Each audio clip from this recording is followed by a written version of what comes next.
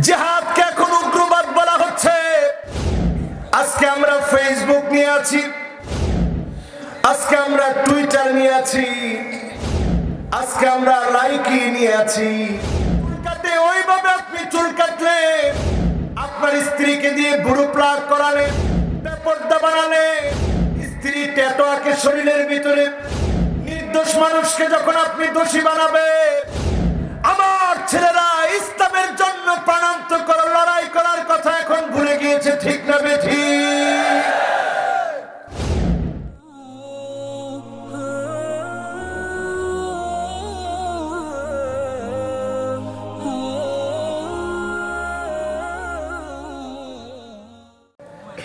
এই পৃথিবীর দিকে তাকায় দেখে, কিতাবুন আনজালনাহু ইলাইকা লিতুখরিজান নাস মিনায-যুলুমাতি ইলান-নূর।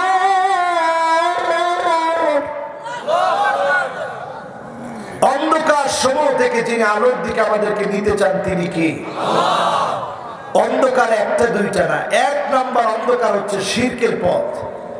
এখন মুশরিকের সংখ্যা আমাদের সমাজের ভিতরে কম না বেশি? আছে না অনেকে?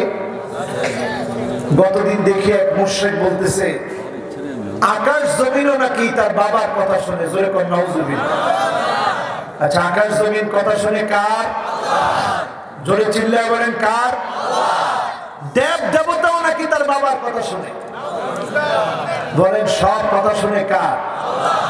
আমরা এমন বোকা মানুষ হয়েছি, চুরি করি গোপনে, ঘুষ খাই গোপনে, জেনা করে গোপনে, পাপাচার করে গোপনে, শুধুমাত্র কেবলমাত্র আল্লাহর গোলামেরা শিরিক করে প্রকাশ্যে।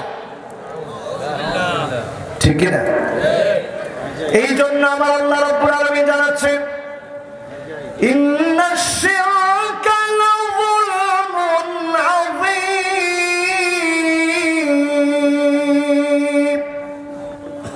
শিরক হচ্ছে সবচেয়ে বড় জুলুম। জুলুমের পথ এক নম্বরে, অন্ধকার পথ হচ্ছে শিরকের পথ। আল্লাহ তাআলা মুশরিককে ক্ষমা করবেন না, নবীজি শাফাত করবেন না। এই জন্য আজকের এখান থেকে শিক্ষা নিতে চাই, যতদিন বাঁচব মাখলুকের কাছে নয়, যার কাছে যাব তিনি কে? আরো জোরে চিল্লায় বলেন কে? ভয় কোন মাখলুককে না, যাকে ভয় করব তিনি কে? আল্লাহকে, খালেককে ভয় করব। পড়েন ইনশাআল্লাহ।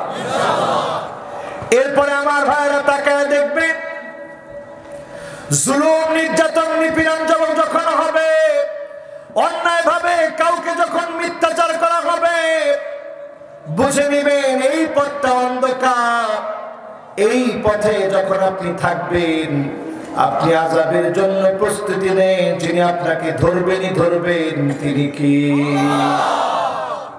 এরপরে কিছু মানুষ এমন আছে দেখবেন, আল মু'তাদুন, যারা সীমা লঙ্ঘন করবে, ইলহাকুদ দালাল আলাল আখারিন, নিজে দোষ করে নির্দোষ মানুষকে দোষী বানাবে। নির্দোষ মানুষকে যখন আপনি দোষী বানাবে, আপনি বুঝে নিবেন অন্ধকারের পথে, জাহান্নামের পথে আপনি আছেন, ঠিক না বেঠিক? এরপরে তাকায় দেখবেন কিছু মানুষ আছে শিবরান বিশিবরিন, কাফেরদেরকে অনুসরণ করে, এক বিগত করে করে। আছে না?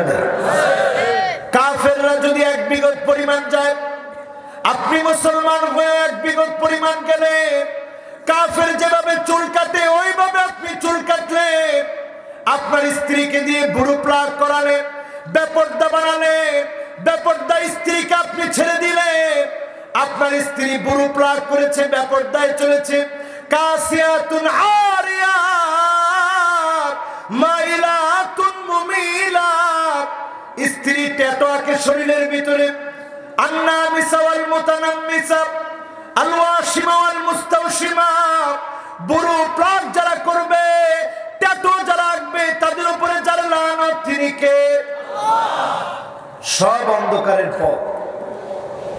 এখন সময়টা এমন, 2050 পর্যন্ত যদি পৃথিবী টিকে, পিআরসি জরিপ বলছে আগামী পৃথিবীতে সবচেয়ে বেশি যেই ধর্মের অনুসারী হবে ওই ধর্মের নাম হচ্ছে ইসলাম। জোরে বলেন আল্লাহু আকবার। এই জন্য আমার ভাইরা যারা সামনে বসা আছি, ইল্লা আদখালাহুল্লাহু কালিমাতাল ইসলাম, আবার একটা সময় আসবে যিনি মুসলমানদেরকে বিজয় দান করবেন, তিনি কে? একজন সাহাবী ছিলেন আমর ইবনুল জামুহ। আমর ইবনুল জামুহ এমন একজন সাহাবী যিনি ল্যাংড়া ছিলেন। অসুস্থ পা নিয়ে উহুদ যুদ্ধের জন্য তিনি প্রস্তুতি নিলেন। আমর ইবনুল জামুহ এই দুইটা অসুস্থ পা নিয়ে খুঁড়াতে খুঁড়াতে জিহাদের ময়দানে নবীজির অনুমতি নিয়ে গেলেন। হেঁচড়িয়ে হেঁচড়িয়ে জিহাদের ময়দানে কষ্ট করে লড়াই করলেন। একটা পর্যায়ে নিথর দেহ, শহীদ দেহ নিথর হয়ে পড়ে রইল উহুদ প্রান্তে। নবীজি আমর ইবনুল জামুহের দিকে তাকালেন, মুক্তার দানার মতো চোখের পানিগুলা জর্জর করে ছেড়ে দিলেন। সাহাবীরা বললেন, ইয়া রাসূলুল্লাহ, আপনার চোখে পানি কেন? আল্লাহর নবী বললেন, সাহাবীরা, এই জন্য আমি কাঁদি, আমার আমর ইবনুল জামুহ অসুস্থ পানি খোঁড়া হয়ে জিহাদের ময়দানের প্রাণান্ত করে লড়াই ছাড়ে না। সন্তানরা বুঝিয়েছিল, আমি নবী বুঝিয়েছি, একবারের জন্য দূরে থাকে না। আমার সাহাবী চলে এসেছে, তার জীবনটা আল্লাহর জন্য দিয়েছে।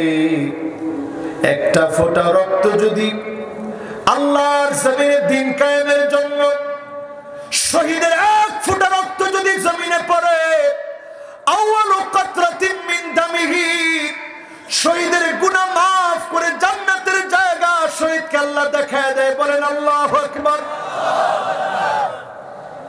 আজকে কাফিরদের মিডিয়াগুলোর কারণে জিহাদকে এখন উগ্রবাদ বলা হচ্ছে। কাফিরদের মিডিয়ার কারণে আমার ছেলেরা ইসলামের জন্য প্রাণান্ত করে লড়াই করার কথা এখন ভুলে গিয়েছে। ঠিক না বেঠিক? আজকে আমরা ফেসবুক নিয়ে আছি, আজকে আমরা টুইটার নিয়ে আছি, আজকে আমরা লাইকি নিয়ে আছি।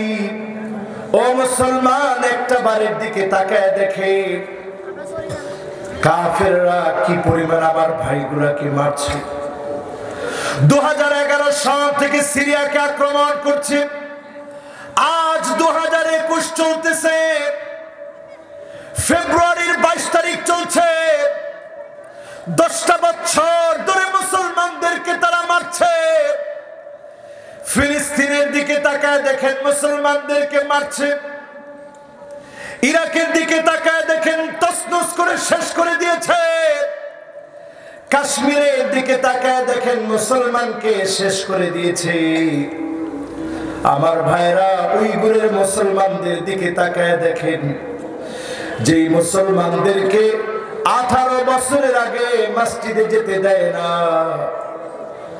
বন্দীদেরকে গণধর্ষণ করে আমার মা বোনদেরকে বন্দা বানায় ফেলে যাতে করে মুসলমানের সন্তান দুনিয়াতে না আসে, নারীদেরকে বন্দা বানানো হয় জোরপূর্বক। আপনি আমি যদি মনে করি বাংলাদেশে আমরা অনেক ভালো আছি, অনেক অন্ধকারের ভিতরে এখন আপনি আছে, কাফেরদের চক্রান্তের জালের ভিতরে আপনি আছে। এই জাল যদি ছিন্ন করতে না পারে, সামনের দিনে ভাগ্য খারাপ হতে পারে। সিরিয়ার মতো আমরা মাজলুম হতে পারি। ঠিক না বেঠিক? সুতরাং আমার ভাইয়েরা, এখান থেকে শিক্ষা নেন, ঘটনাগুলা থেকে শিক্ষা নেন। যেই দেশগুলোর নাম বলেছি, তুর্কিস্তান, তুর্কমেনিস্তান, উজবেকিস্তান, কিরগিজস্তান, হাজার হাজার লাখ আলেমের দেশ। সোভিয়েত ইউনিয়নের ভাঙনের ফলে টুকরা টুকরা হয়ে গেছে। চক্রান্ত করে বিচ্ছিন্ন করে দিয়েছে দেশগুলোকে। হাফেজে হাদিসদের দেশ, মুহাদ্দিসদের দেশ, মুফাসসিরদের দেশ, মুআররিখ ইসলামের ইতিহাসবেত্তাদের দেশ। ওই দেশগুলোকে তছনছ করে দেওয়া হয়েছে। আলেমরা যখন হক কথা বলা বন্ধ করেছে, ওই সব দেশ থেকে যিনি নিয়ামত ছিনিয়ে নিয়েছেন তিনি কে? আমার ভাইরা, দরদ নিয়ে আজকে বলতেছি, গভীর রাতে প্রতিটা দিন যখন মাহফিলের এই চেয়ারটাতে বসি, কে কি মনে করে জানি না, কিন্তু আমি আজহারি মনে করি এটা আমার জীবনের শেষ মাহফিল হতে পারে। এই একটা মাহফিল যদি আল্লাহর কাছে গিয়ে অন্তত বলতে পারি, আল্লাহ আমি যতটুকু জেনেছি মেসেজগুলো আল্লাহ আপনার পছন্দের গোলামদের কাছে দেওয়ার চেষ্টা করেছি। আজকের রাতও তো আমার জীবনের শেষ রাত হতে পারে, এমন হতে পারে আর কোনোদিন আমি মাহফিল করতে পারবো না। এই একটা রাতের শেষ কথাগুলো যদি আমার আপনার জীবনটাকে পরিবর্তন করে দেয়, এই একটা মাহফিল আমার জন্য যদি আল্লাহ নাজাতের জন্য কবুল করে, এর চাইতে বড় চাওয়া পাওয়ার কিছু হতে পারে। যারা আমার সামনে বসে আছেন চিন্তা করবেন, অন্ধকারের ভিতরে এখন আমরা আছি। এত বড় অন্ধকার, বারবার গুনাহ হয়ে যাচ্ছে, অন্তরের ভিতরে কালা কালা দাগ পড়ে যাচ্ছে। আপনার মগজটাকে যদি খুলে দেখানো যেত, মগজের ভিতরে খালি ফেসবুকের চিন্তা, ভিডিওর চিন্তা, Facebook video chatting, imo, Viber, WhatsApp আপনার ব্রেনটাকে গিলে খেয়েছে। একটাবার যদি আপনি কোরআনটাকে আপনার ব্রেনের ভিতরে ইনস্টল করতে পারতেন, কোরআনটাকে দিয়ে যদি সাজাতে পারতেন, যিনি আপনার গোটা জীবনটাকে পরিবর্তন করে দিতেন তিনি কে? আল্লাহ সেই কথাই বলছেন, কিতাবুন আনজালনাহু ইলাইকা লিতুখরিজান নাস মিনায-যুলুমাতি ইলান-নূর। মানুষদেরকে অন্ধকার সমূহ থেকে আলোর দিকে নিয়ে আসার জন্য যিনি কিতাব পাঠিয়েছেন তিনি কে? রাত বাজে কয়টা? এখন 12টা। আমরা তাহলে আলোর দিকে আসি তো ইনশাআল্লাহ? আজকে পর্যন্ত শেষ করি। রাত হয়ে গেছে তো অনেক, মাফ করে দেন না। আজকে চলবনি? পিছনে কয়জন ঘুমাই গেছে আপনারা দেখেন না, কিন্তু আমি দেখি ফেলেছি। ও যাতে ঘুমাইছে ওটা সামনের দিকে না, সামনের দিকে চলিয়া যাক, মনোযোগ দিয়ে চিন্তা করতেছে, বলেন আল্লাহু আকবার। একজন মুরব্বী উঠে যেতেছে, যদি থাকে ও বা একজন কইছে এখন দুজন উঠে যায়। আসেননি আপনারা? আচ্ছা, মুরব্বীরা গেলে গেছে আর কি, অসুবিধা নেই। জোয়ানরা আসেননি? 15 থেকে 30 বছরের তাগড়া যুবকের আওয়াজ করে বলে তো দেখি আল্লাহু আকবার। মাশাআল্লাহ, জোয়ানরা থাকলে সাইবে। মুরব্বী যারা আছে, আমরা কয়দিন আছি, আমি নিজে আপনাদের দলে, জোয়ানদের দলে কয়দিন আছি জানি না। আল্লাহ যতদিন বাঁচায় রাখে আমরা দিনের পক্ষে থাকবো, পরে ইনশাআল্লাহ। ধরেছি